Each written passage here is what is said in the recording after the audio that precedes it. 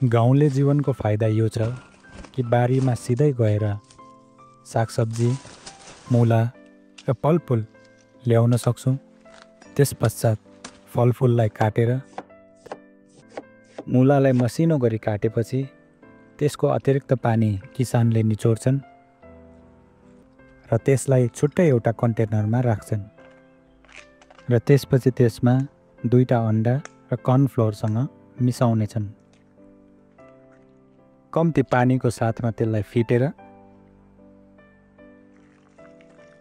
चम्चीको सहायताले त्यसलाई तेलमा फ्राई गर्नेछन्।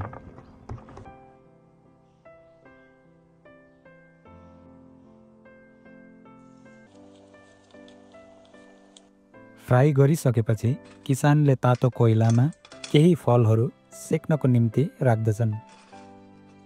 फ्राई भएको मुलालाई सुपमा परिणत गरी सेकाएको फलफुलसँग खानाको आनन्द लिन सकिन्छ।